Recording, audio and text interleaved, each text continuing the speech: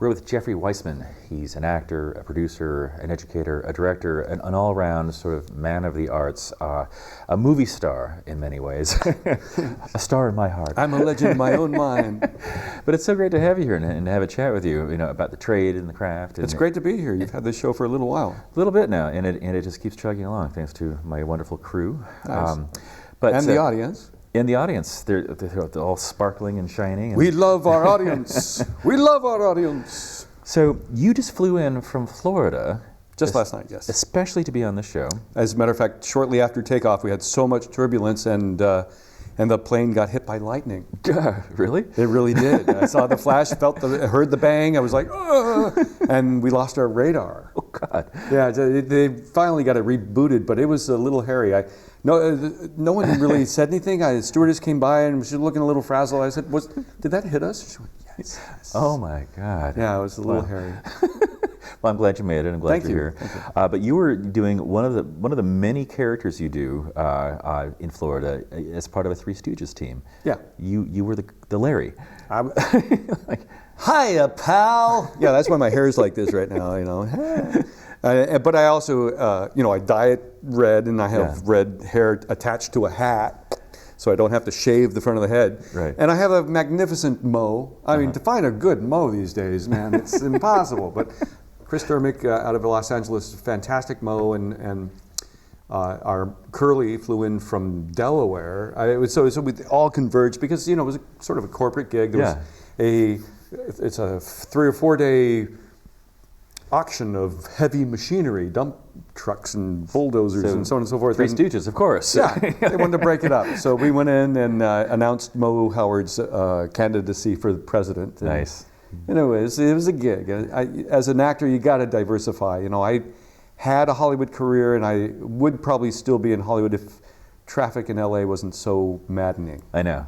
You'd still be in traffic, actually, if you're still in Hollywood. That's right. I would be a couple hours late getting here. I found myself turning into kind of a monster behind the wheel. I see people getting aggressive, and in acting, you often mirror what's going on. Mm-hmm. And I start mirroring, and I'm like, what am I doing? Becoming hateful. And also, my honey is in the wine industry, and so we decided it was time to get out. And I still go down to Los Angeles maybe a dozen times a year for different casual gigs and film work. I was going to say, you work a lot. I mean, you do tribute artist gigs where you have an array of characters. Chaplin is one of your more famous ones. Yes, in fact, I was in Los Angeles last weekend for the Night on Broadway event downtown LA. One of the city councilmen it's his 8th year putting on 5 blocks of a street fair. Wow. Celebrating all the movie palaces down there. Oh, that's pretty cool. And so Chaplin premiered City Lights at the Los Angeles Theater. So I worked the Los Angeles Theater, the Palace Theater. There were Ozomatli played. All these great, wonderful, eccentric things going on. It's silent disco where everyone's listening on the headphones. You hear no music, but everyone's dancing. Yeah, nice. Their butts off. There was the kids, a little kid band. I don't think anyone was over 10 years old, rocking it. The audience was loving it. There were artists on every block. So when you're exercising that muscle as an artist, as a tribute artist, right? Or impersonator, impressionist, They all work. Okay. Is it a different skill set from just being an actor and creating a character? Oh, yeah. I mean, you have to honor what we understand of that character. It was something that I fell into. I was doing film and TV work. People know me probably from Pale Rider, the Clint Eastwood Western in the mid-'80s. I was guest starring on film, TV shows like Scarecrow and Mrs. King and Max Headroom in Dallas. And of course, Back to the Future 2 and 3. Back to the Future 2 and 3. That people don't know me in those because I didn't have my own face. It was George McFly in those when Crispin Glover decided not to come back. They needed an actor to fill his shoes. Now, when I was in between film and TV work, I fell into this look-alike, act-alike work. A friend knew that an Oliver Hardy needed to stand Laurel up at Universal Studios on the tour. This is before Craigslist, obviously. So so it came through an agent. And I needed work, and I went up and auditioned. I got it all wrong, but the actor playing Oliver Hardy had seen my work. I'd played Mercutio in a production of Romeo and Juliet that this guy was like stage manager for. And he turned to the boss and says, I know this guy. I'll teach him. He's got his underwear out on the outside. He's all doing it all wrong. And so I, within a couple of weeks, was doing a passable Stan Laurel, and it opened up a whole world to me because I knew Laurel and Hardy somewhat. Yeah. But I didn't know them, and to discover the genius behind Stan Laurel. He often wrote, directed, edited. He was the brains of the operation. He really was. But Oliver Hardy was such a great, amazing talent. So Can we have a taste of Stan Laurel? Is it too much to ask? You don't believe me. If you had a face like mine, I'd punch you right in the nose, and he's just the fella to do it. Anyway, so from doing that role, a lot of doors open. I met his daughter, Lois Laurel, got to see his private scrapbooks in their home, and the late Tony Hawes, her husband, was just a huge, huge, wonderful talent and friend to everyone, just a lovely man.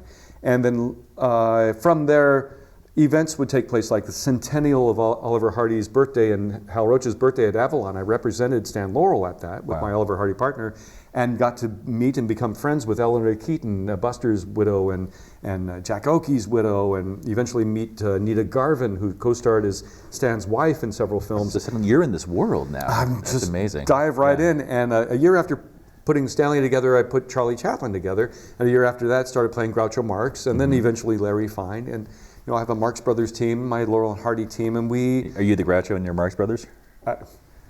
You bet your life. I'll be... in fact, I'll be appearing as Groucho down at the Rafael Film Center for their Academy Awards red carpet event. Oh, that's great. That's going to be a great event. Coming up at the end of February here. Yeah. So acting versus that kind of thing. How are the muscles different? Like a pale writer, you were a distinct personality. Yeah, I was able to create that character of Teddy Conway. I mean, it's in the script. And I could see you in it. It's amazing looking at you. I'm like, oh yeah, that's right. Don't you tell me ain't that kind of dumb? Yeah, I wanted him to be not a half-wit, but a quarter-wit. If you look at the beginning, poor Teddy, he's fishing in a puddle that has so much water, and it's like an idiot. And Clint liked it that I would throw in comedy. Every once in a while, my character would get very excited and just fall on his ass. His feet fall right up from under him. And I did that in a few takes, and Clint liked it, but he didn't keep any of it in. But that first time you see my character talking to Hull Barrett, Michael Moriarty's character, it gets a nice laugh. And to be in the theater and have the audience laugh around you is a very special, lovely feeling. Well, let's pick up on that in a second here with Jeffrey Weissman, actor extraordinaire, obviously. We'll be right back.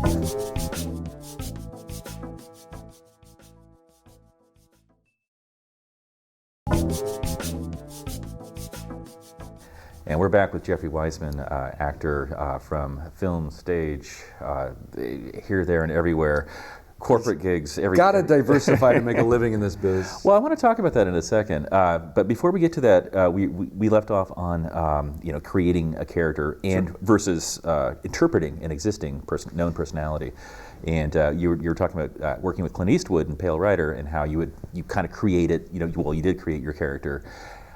Some of it we'll see on the DVD extras, but a lot of it on screen certainly. What's that process like versus when you're interpreting like Larry from Three Stooges?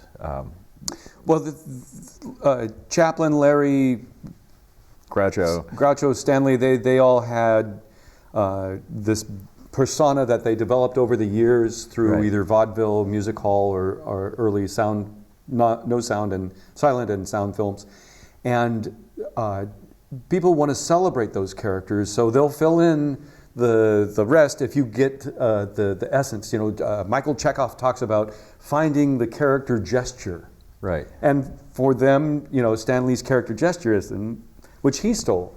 He actually stole it from a music hall artist named Dan Leno. Wow. And Little Titch. He would steal from the greats which is really a great thing to know. It's flattery, right? Yeah. Groucho obviously was taking from Dutch vaudeville, these stock characters. Obviously Dutch vaudeville. Well, of course. I'm sorry, I'm talking about late 1800s, early. I mean, you're steeped in this. Yes. Well, you do the research, you find out that Checo was an Italian stock vaudeville character. That I could see, certainly. That Commedia dell'arte. Yeah. And the brothers Marx were originally the Fort Nightingales. They were a singing group, and they got to be in theater with all these rich Dutch and German stereotypical characters that were the popular rage and entertainments on the stage back then. And so they developed their versions of it, and they were constantly with each other, and they're brothers, and they're messing around, so they know how to work each other, set each other up for jokes and gags and knockabout. Larry Fine was an artist on his own when Mo Howard saw him performing in Chicago doing comedy and playing violin, and said, let's get him. And when Ted Healy broke up the Stooges, they went on their own. Ted Ted was like that's right. It was Ted Healy and his Stooges, and he got a contract over at MGM and said, "You guys take this contract at Columbia. I'm done with you." And so Mo and Larry were looking for a third Stooge, and Curly wanted in the act. And Shemp said, Shemp had a career of his own. He was in the act, but he had a career of his own and said, "I can't do this anymore. You guys need to find another Stooge." And Curly said, "I want in." So Shemp said, "All right, go in a sweater and shave your head. They won't recognize you." Because they weren't, Mo said, "No, he's no good." But Curly went in and he knocked him out, so he got it. And then Curly, they all developed these characters. Once you see their right.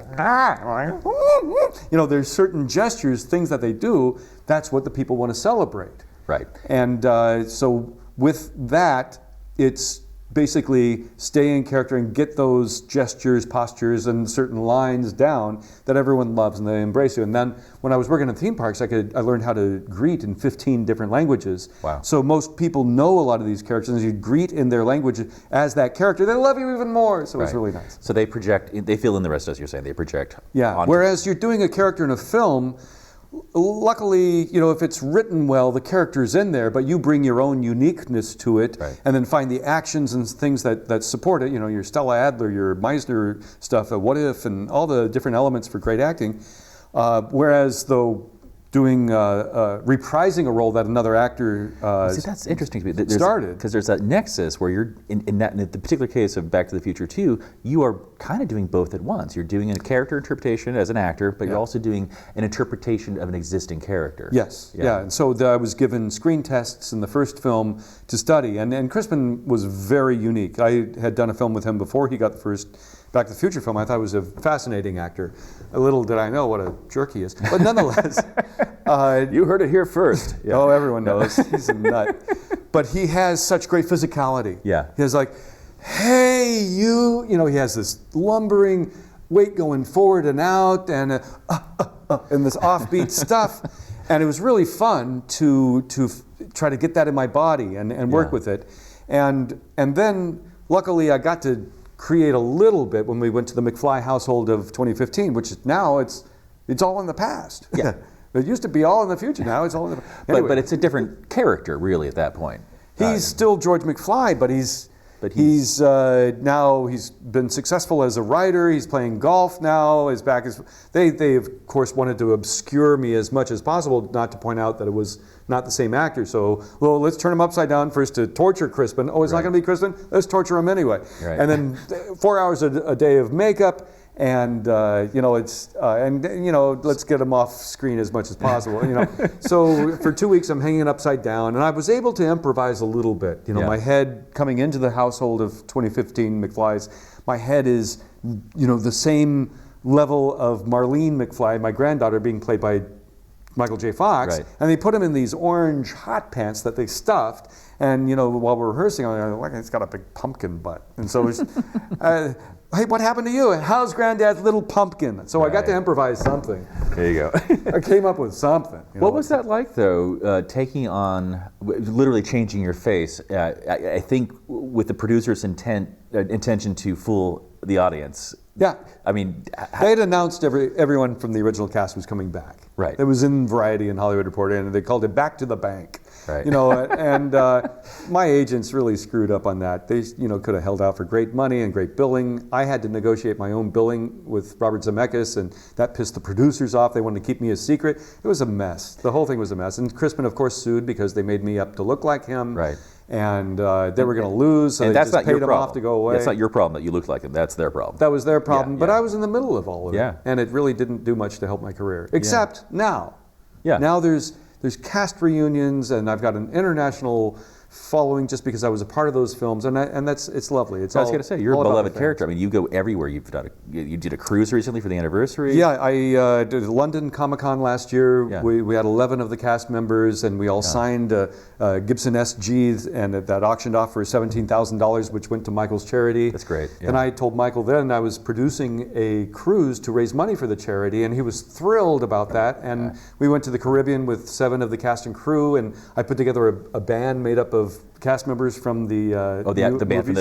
Mr. Fusion was our band, and Harry Waters Jr. fronting it. You know, he played Marvin Berry in the films, and great. he sang Earth Angel, and we did Johnny Be Good and Power of Love, Mr. Sandman. It went over great, and the 55 passengers we had loved it. They had the time of their life. That's great. We'll come back in a second. We're talking with Jeffrey Weissman, actor and fundraiser.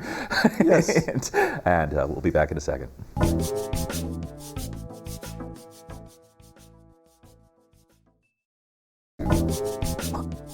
And we're back with Jeffrey Weissman, actor with so many stories to tell. You're going to have to come back. I usually say that at the end of the segment in the show, but All right, I'll leave now then. No. I'm just saying you're booked for, you know. We'll just do the Jeffrey Weissman show moving forward. I love it. Da da da da da. You beat it, will you? When did you know you were going to go into show business? Were you? I was very young. Yeah. My pop had run several clubs, even owned one in Hollywood, in West Hollywood, on the Sunset Strip and elsewhere. Oh, so it's in your blood. It's a thing. Well, he had private bridge and backgammon clubs, Okay. and so there were. Chico Marx's widow was there. She kidnapped me when I was 4 years old. Had me under the table. I understood. Really? Mike Frankovich was a friend of his who started AFI, and I remember Frank King of the King Brothers. John Goodman plays in the new Trumbo movie. Yeah. I remember all these people from my childhood. Omar Sharif was the first big actor I ever met, and Don Adams was there, and Lauren Green was his business partner. So I knew bits of the industry and these people, and though my parents never wanted me to go into acting. They only saw him as gambling, swearing, drinking, smoking. The irony. But I wanted to. I loved the attention. My babysitter went nuts when she saw Omar Sharif, and I liked her, so I thought maybe I could do that and get her attention. I don't know.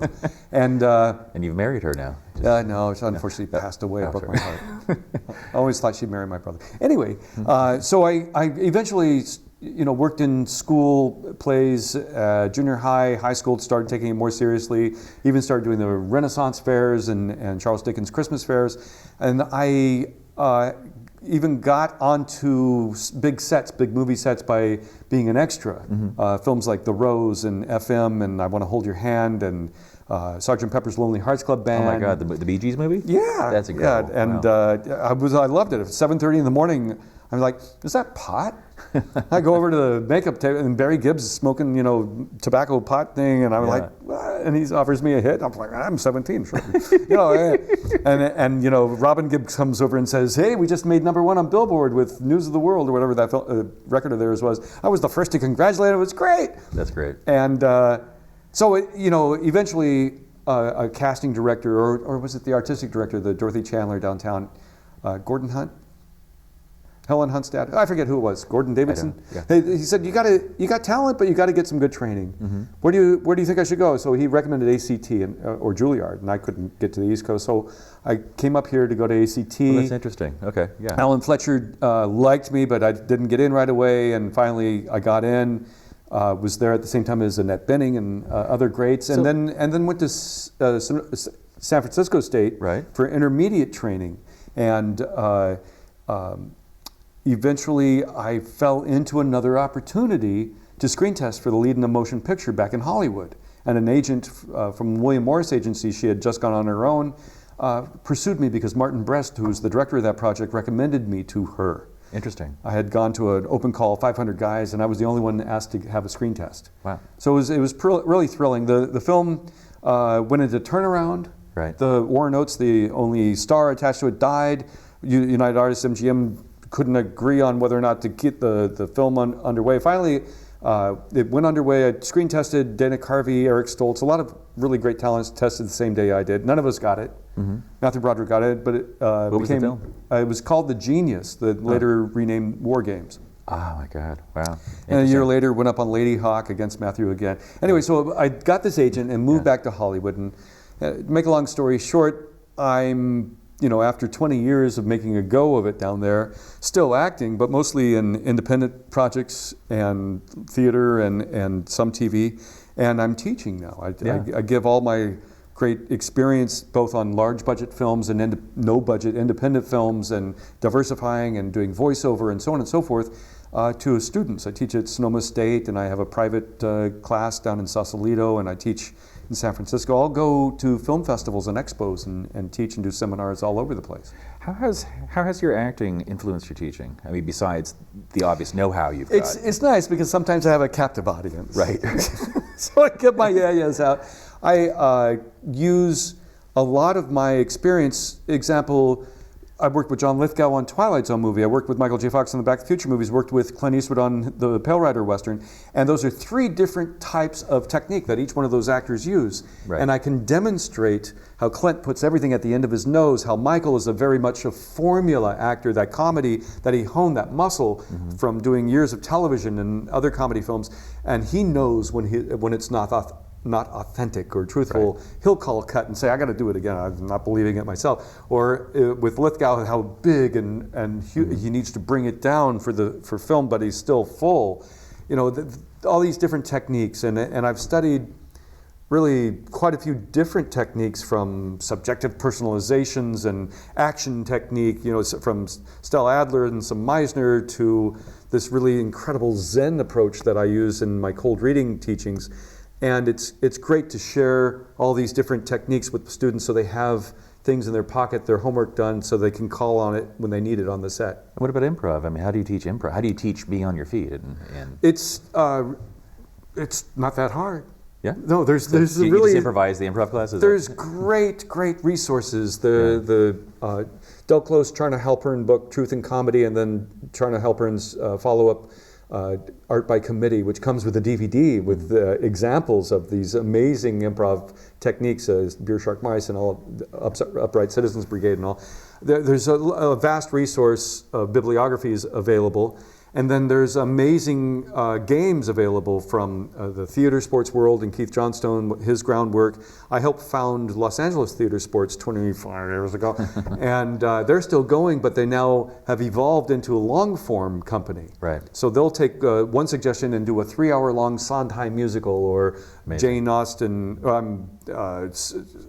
Twilight Zone, Tennessee Williams. They just debuted Fairy Tales. It's remarkable. And drawing from the games, drawing from the exercises, and then I have taken a lot of physical work and buffoon work. Yeah. So I mesh it all. You can have instant characters just from doing a body melt and freezing somewhere and seeing what creature comes out of it. And my students at Sonoma State are just having a blast. And I use it, of course, in my film technique. Some films, if you've seen here in Sonoma County, there's a film called Corked. Yes, of course. That I co-star in. And I loved the script, but I wanted some of the scenes need a little bit more oomph, and I would find actions that were appropriate, or stories, a little bit of dialogue that would support the material. And so they would let me improvise. And I'd say about 80% of whatever I came up with was left into the film. Yeah, I saw that film, and I quite enjoyed your performance in it. And it's gratifying to know that. No autographs, man. Well, that you gave so much to it. And I'll kiss you. Yeah. No tongue. But on that note, it's the cue to go. You have to come back. Can you come back? Sure, we're just getting started. I know, right? That we could just do it. We should just do a Jeffrey Weissman special. I got hit by lightning last night. I could talk about doing all that lightning effect in the studio with George Miller at the helm. And there we go. On Twilight Zone movie. Actor, educator, all-around funny man, Jeffrey Weissman. Thank you for coming, man. Coming back. You're coming back. Yeah. Thanks for having me on. Yeah.